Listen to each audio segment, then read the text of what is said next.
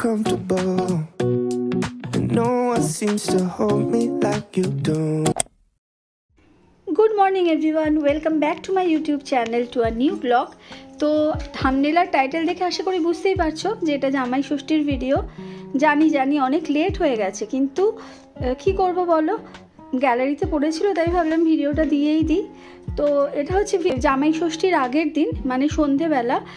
সেদিন আমরা ওই ঠাকুরের কিছু বাজার করতে গেছিলাম। তো জামাই ষষ্ঠীতে জানোই তো অনেক নিয়ম, সেই ঠাকুরকে বাটা দিতে হয়, তারপরে ফল পুজোর জন্য এইসবই কিনতে গেছিলাম আর কি। Even the dark days still see light, even the birds still sing at night. Every word just comes out right when I'm with you, with you. I feel so lucky I met you, and I still can't believe that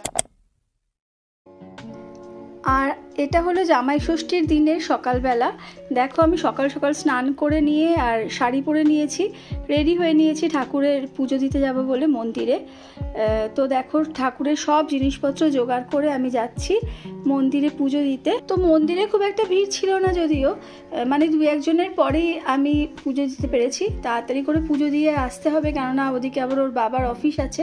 জামাই ষষ্ঠী বলে কিন্তু office ছুটি নেই, অফিসে কিন্তু যেতেই হতো। তো সেই জন্য তাড়াতাড়ি করে পুজো দিয়ে চলে এলাম বাড়ি।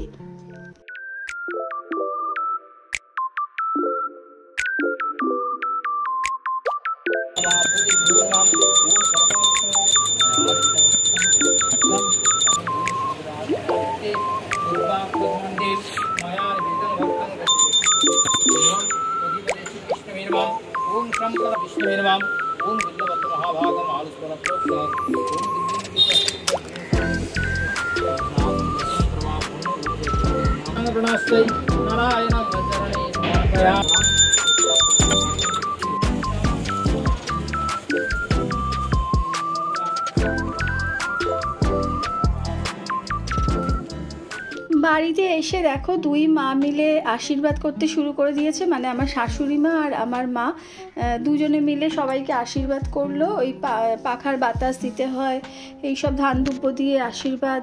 তারপর আমার বাপের বাড়ির নিয়ম আছে হলুদ সুতো পরানো, ষষ্ঠীর সুতো। তো এইসব যাই হোক, যেই রিচুয়ালসগুলো আছে, যেই নিয়মগুলো আছে, সেগুলোই সব এক এক করে পালন করা হচ্ছে, তোমরা দেখতেই পাচ্ছ।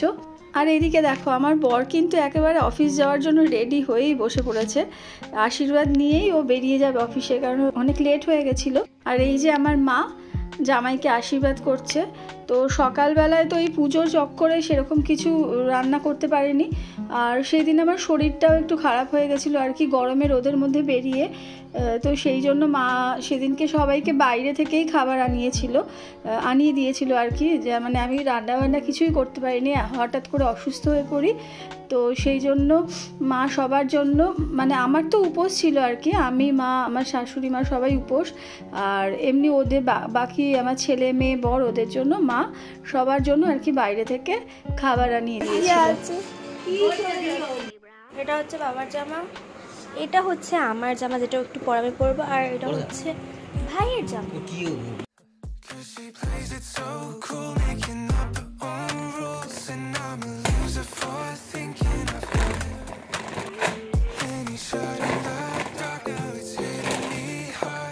So our food is here, some side sauce, I guess. I'm gonna plate it.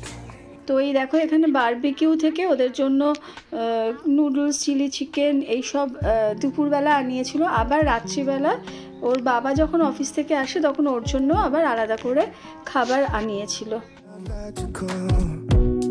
the way I feel when you walk in the room, when you walk in the room, it's not optional, how gravity just pulls me right to you.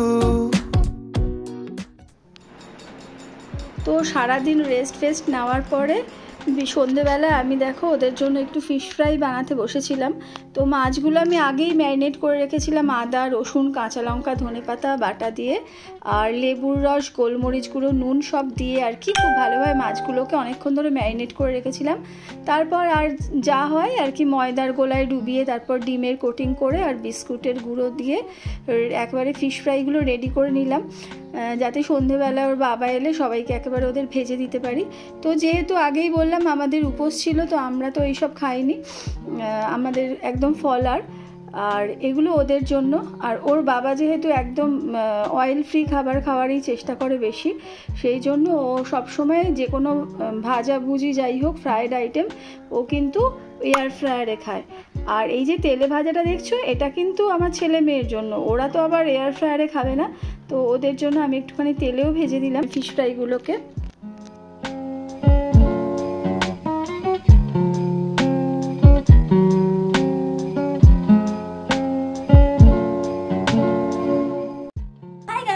আমি এখন আমার মায়ের চুল বাঁধবো, আর মা ততক্ষণ কাজ করতে করতে পাগল হয়ে যাচ্ছে, এখন আমার চুল আসলে ওর নতুন ক্লিপ এসছে 3খানা, তাই তো? হ্যাঁ, এটা দেখালাম, এই 3টে ক্লিপ এসছে, এগুলো ওর খুব পছন্দ হয়েছে, খুব সুন্দর এসছে ক্লিপ। তাই জন্য আমার চুলটা যেহেতু পাতলা, আমার চুল অত ভালো লাগছে না, তাই জন্য মায়ের চুলটা যেহেতু মোটা আছে, আমার চুল মোটা, সো তাই জন্য আমি চুলটা লম্বাই হয়েছে কিন্তু পাতলা হয়ে গেছে, তাই জন্য আমি মায়ের চুল বাঁধছি। Your hair looks longer than last June. There's so much I've been dying to know about you. তো এটাই একটা ছোট্ট ভিডিও জামাই ষষ্ঠীর, তো সেইটাই তোমাদের সাথে শেয়ার করলাম। যদি ভিডিওটা তোমাদের ভালো লেগে থাকে তাহলে প্লিজ একটা লাইক করে দিও, শেয়ার করে দিও, আর কমেন্ট করে জানিও ভিডিওটা তোমাদের কেমন লাগলো, আর সাবস্ক্রাইব করে আমাদের চ্যানেলের পাশে থেকো। By. I know that it's easier said than done, but it feels like it's hopeless.